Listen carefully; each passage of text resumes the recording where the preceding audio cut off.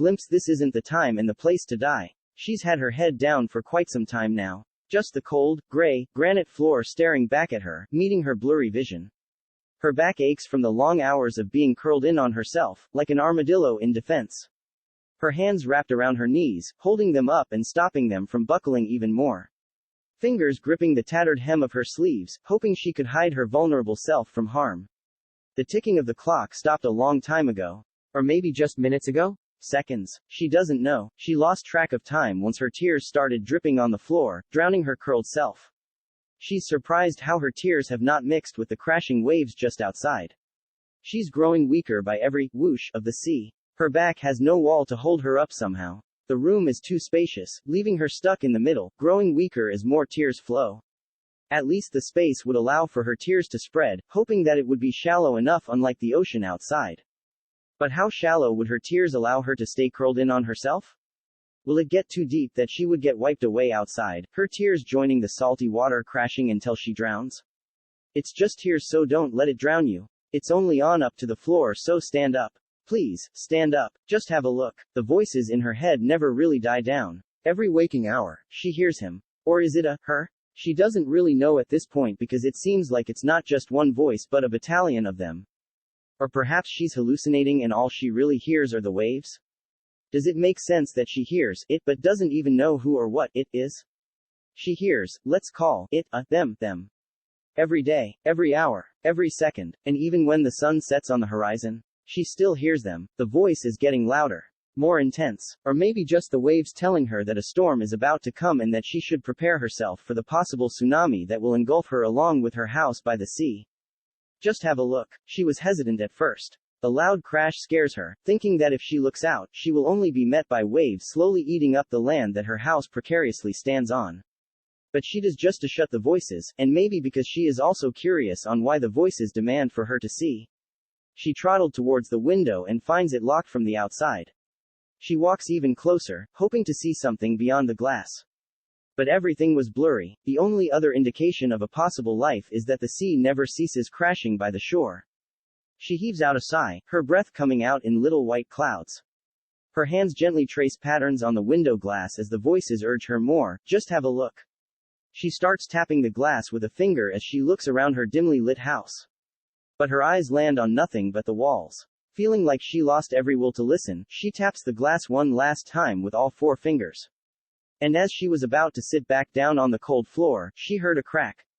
She felt a tinge of pain on her fingers and something warm trickling down to her elbow. She looks back at the window. Just have a look. She walked back towards the breaking glass, wiping the bloody tips of her fingers on her dress. Just have a look. Again, she traced patterns on the window. Her fingers follow the cracks. When she reached the end of a crack line, the window suddenly shattered in pieces.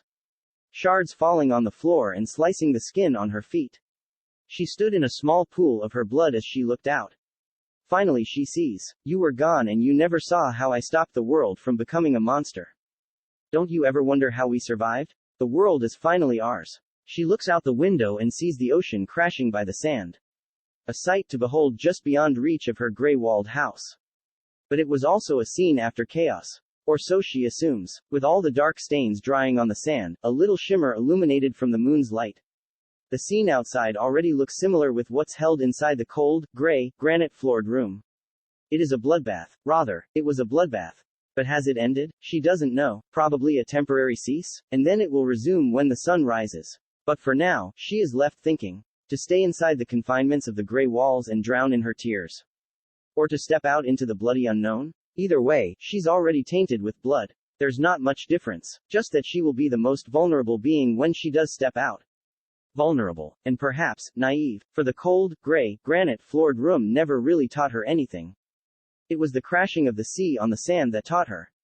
I lost my shadow to the sun. Is this how it ends? Closing in on the sun, I never thought. Blind courage, my heart pounded painfully against my ribs, and my blood roared in my ears.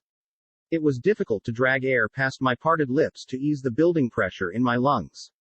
Each step I took was one step further away from the safety and comfort of my home and one step closer to the dangerous, unforgiving world.